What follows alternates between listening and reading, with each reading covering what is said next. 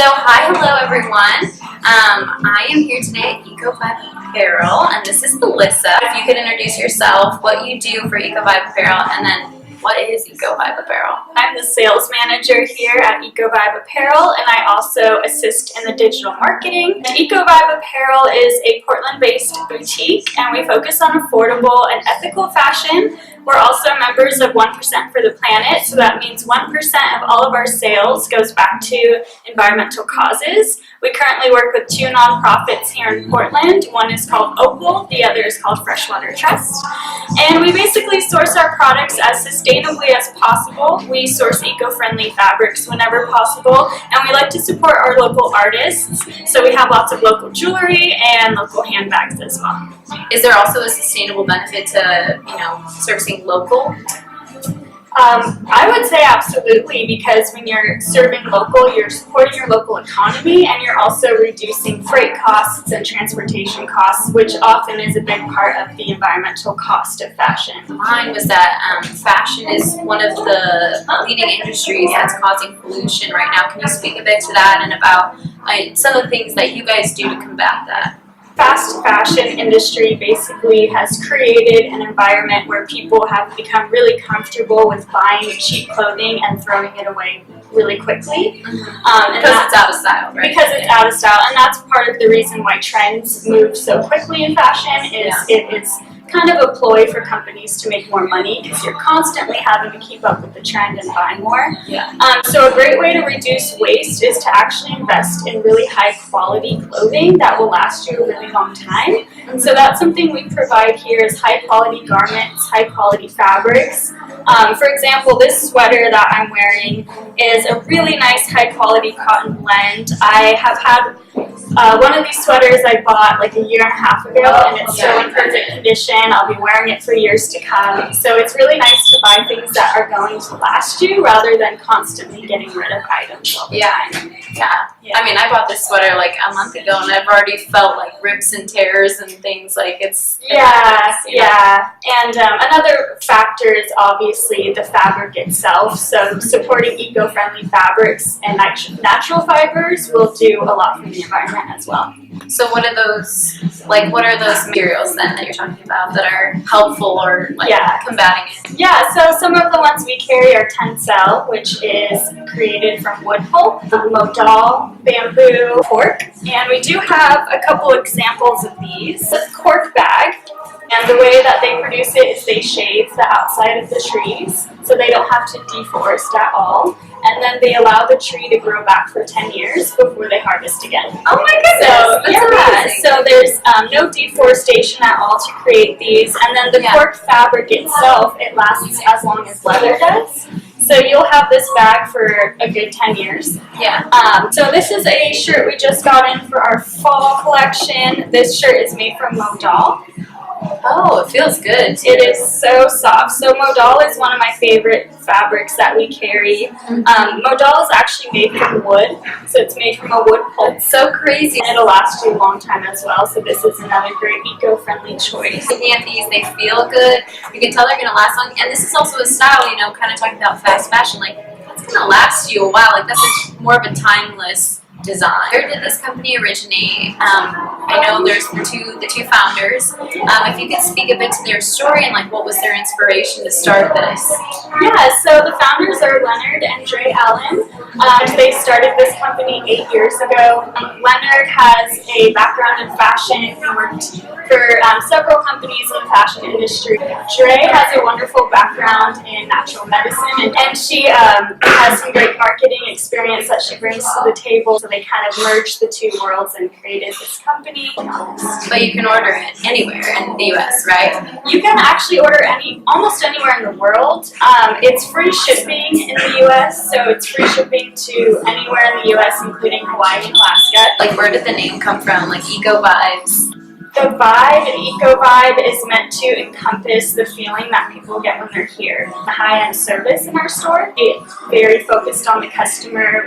And it's true, I mean, the vibe when you walk in this place, you feel at home and you feel like there's just this natural element that keeps you just like feeling like, oh, I want to stay and hang out. Like, thank you. Yeah. But what makes your company more eco-friendly or sustainable than other fashion brands? So we talked about some of the materials that you use, and you mentioned for the planet. Isn't it also true that you run on 100% renewable energy too? We do. We run on renewable energy, and also all of our bags are recycled. All of the tissue that we use is recycled. Yeah. And as far as products go, a lot of the products are made in the USA. Anything that's outside of the USA is imported fairly, so we make sure that there's always fair conditions being used with the creation of the product. Sourcing locally, eco-friendly fabric, so it's kind of a whole encompassing thing. If there are people who say, oh, well, is eco-friendly material still as durable? Like, isn't the whole point of it that it's more durable? Just to kind of like clarify that. I think eco-friendly is just as, if not more durable than a lot of the synthetic fibers. And I think, you know, mainly the reason synthetic fibers are used is because of the cost. It's cheaper. It's cheaper to produce. It's not because they're better or they last longer. Yeah. If that were true, then, you know, all the fast fashion clothes would be lasting us. So are all the clothes in your store considered eco-friendly? So we have a variety of both. Unfortunately, with the current state of the fashion industry, it's not possible to source 100% eco-friendly while staying a sustainable business. If we were to source 100% eco-friendly, then it becomes a really hard thing because the prices go up and then people aren't wanting to buy it. And most people are used to being able to buy a shirt for $10. Yeah. So if they walk into a store that's all eco-friendly, that might be really great to them, but if the prices are a lot higher than they're used to, they're not going to resonate with it and spend their money here. And switch over. Yeah, so you have to create almost a bridge for people, and I feel like that's what this store is. It's honestly a bridge between fast fashion and eco-fashion, so that they can get to know what eco-fashion is and be more comfortable with it. And as we progress, as the world progresses, we will come to a point where we can source 100% eco-friendly and have it be sustainable prices for our customer. That's the goal, and that's of course what we would want. But just the current state of the industry, it's nearly impossible to be completely sustainable or completely eco-friendly. Yeah. Which is why, in part, we joined 1% for the Planet, was to ensure that we're always giving back. So even if we have an item that might be made from synthetic materials, You're still having an impact. we're having an impact. Yeah, absolutely. And I mean, with you personally, like, what inspired you to work here? So I started my ethical fashion journey probably a year and a half ago. I had a friend who was really, really into ethical fashion and would constantly bug me about my clothes. And at the time, I had no awareness of...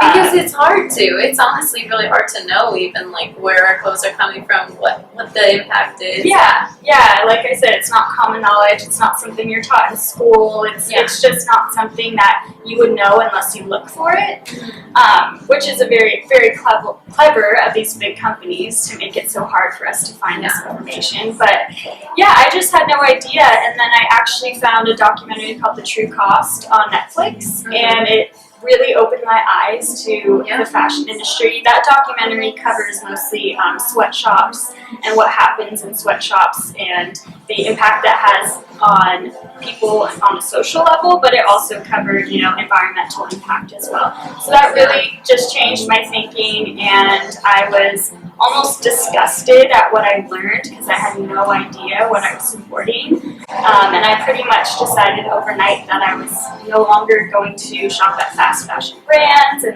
for a long time, I actually only bought secondhand clothing because that is an ethical way to buy clothing.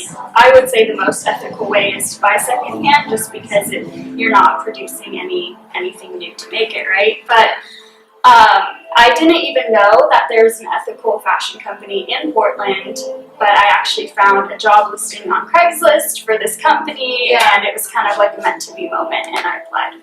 I love that. Yeah. I love that.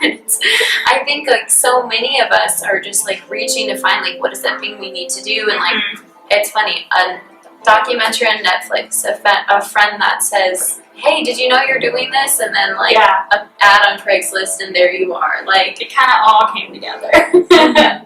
And I'm a person that wants to make sure whatever job I have that I really support it. I can't just work for any company and feel good about it. So there's something to be said about where you're working has such an impact on who you are, because you can say, I can go work, I mean, you can have pay and benefits and all these things, but if your heart is like, I feel like I'm not doing what I like, reaching my potential, or like making that impact, like it's these kinds of jobs that are gonna, you know, help you do that. Absolutely, yeah. Oh, that's so interesting. I love that. And then just something fun, like how would you describe the company in 3 words? And don't say affordable, ethical fashion, because that's a slogan, no. and that'd be a cop out. So I'm just curious, like when you describe the culture, how do you see it? Friendly, inviting, just in the sense that we really serve all types of women, literally anyone, all ages, Yeah, all we shapes, talked about all that. sizes. Yes. I mean, it's pretty much anyone can shop here. And there's a really great natural quality about the store and about the products as well, like a very organic quality. What are some of the things that you do to connect with consumers? Because I think there's a huge population of people who want to live sustainably, but like you said, it's so hard to know like what we're doing is right or wrong, or like what we're supposed to do. So like, what's one of the things that you guys do that you think really helps bring people into ethical fashion? I would say right now online presence is going to be the biggest. Instagram is our biggest outlet. I actually run the Instagram account, and we focus on talking about the products, giving people facts and information as much as we can. One of the things I ask everybody is, what's the best piece of advice you can give someone if they're like, today they're talking to you and they're like, I want to live more sustainably, but I don't know how to do it. What's the best thing you can tell them? To live more sustainably? Yeah.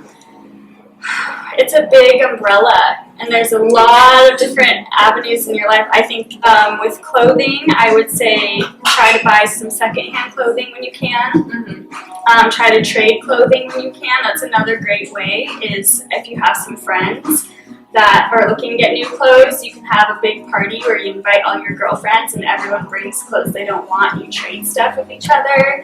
That's so fun. When I was in like probably middle school, I think, or middle school, we had a bunch of girlfriends. We did that. We'd bring bags of stuff and like trade everything. It's so interesting. It's so fun, and you get all new stuff, and like nobody notices that was, you know, Sienna's old plaid shirt, and now Jenny has it. Like no one knows that stuff, but you feel like I've just gotten a bunch of new clothes. So. Yeah, absolutely, yeah. And I think also just not throwing your clothes away and repairing your clothes. A lot of people, they'll rip their jeans and instantly throw them away, or you get one little rip in your shirt and it's out the window, when a lot of things are actually really easy to repair with a little sewing kit. Because the biggest environmental impact, like we were talking about, is throwing away clothing, and most people don't realize 75% of the clothing we throw away, it either ends up in landfills or it ends up in third world countries, where we have people in third world countries like fighting over our clothes to be sold on their streets. So most people think when they drop their clothes off at Goodwill, you know, I'm giving to Goodwill, it's a good thing, it's a donation, and yes, it's a good thing, but most of the clothes that are dropped off at Goodwill or Salvation Army or thrift stores actually don't stay there. They actually end up either in a landfill or getting shipped off to third world countries. Interesting. Yeah. I mean, I would have never known that. Yeah. That's another thing. Like, how do we access that information? Like, how do we find that out? Right. Yeah, I'd say give it away if you can. Yeah, and I don't think giving to thrift stores is necessarily a bad thing. I just think reducing the amount that we're giving away. Yeah. And that we're consuming. I mean, we're like you said, high fashion. It's like, well, now we have fall fashion, and we got to get up with fall, and then we have winter fashion, and we got to get on winter fashion, and then we got to get on the spring is here. Like, yeah, I mean, that's really the issue, is the culture behind it, because we've developed this culture where we're so used to buying something for cheap to wear it one time and then throw it away. Yeah, and there's a lot of people. of that. I've done that. You know, I used to shop at all of the fast fashion brands in the mall, and a lot of girls, I mean, I've literally done it, where you have one event, so you go buy a cheap dress and you wear it once and that's it. So I think a lot of it is just a culture thing, and kind of relearning how we focus on fashion. But it's so true, and I think part of the problem is, I mean, we're so targeted by those companies. I mean, they know they're really good at what they do. Yeah, so they know how to get you in there. There's a reason the owners are billionaires. You can't possibly produce something ethically and make billions of dollars. Like, in order to create those profit margins, they have to produce it really, really cheap. So that includes sweatshop labor, really cheap fabrics, you know, as cheap as they can go. Is how do we change that culture where it's like, you know, we don't want to just get the cheap stuff. Like, how do you make a whole group of people willing to pay more to raise the standard? Yeah, it is. And business is changing, though, because people are starting to care about the way that businesses are impacting the world. And the fast fashion companies, like the big retailers, are starting to feel the pressure from their buyers, from their consumers, I should say. Yeah. I think it's all about demand. You know, companies aren't going to change until they're asked to change. Yeah. So I think the biggest way to create the change is through education. And I couldn't agree more. I mean, you are preaching. That is my message to everyone. That's the whole purpose of these interviews, is to be like, look what people are doing, because you can actually demand it, like, as consumers. Absolutely. If you stop buying, what can they do? My biggest thing in life is you vote with your dollar. So that's what I love it. That's what I live by. You know, every time you spend money, you're voting on what kind of world you want to live in. So if you spend money at a big company that is, you know, partaking in really unethical practices, you're supporting that, and you're basically voting for that by saying, I'm okay with this. Yeah. So, and it's not to say, like, boo on the consumer, because I think, like Zach been saying, is these companies have done a very good job at making you not know what's going on. Like, I don't think people want to contribute to this. Oh no, I don't think anyone says, like, sign me up for a sweatshop. Like, no, like, no one wants that. No, it's just people don't know. I mean, like we talked about, we were both in those shoes. Yeah. At one point, I had no idea. So I think, education is key, and I think that's really how you change the world, is through education. Yeah. No, so true. Oh, well, I think that's it for me. Like, do you have any other comments about, you know, ethical fashion or the company, or anything else you want to say and let people know about? I think we pretty much covered it. Our leggings are. Have you tried our leggings? No, but when you walk in, there's like 100 different kinds. Yes, we're kind of known. That's one of the things we're known for, is our leggings. Yeah, they're really comfortable. I'm actually wearing a pair right now. They look amazing. They're awesome. They're so comfy. A lot of our leggings are high-waisted as well, so they're very supportive for the ladies. Leggings after my own heart. I love leggings. So.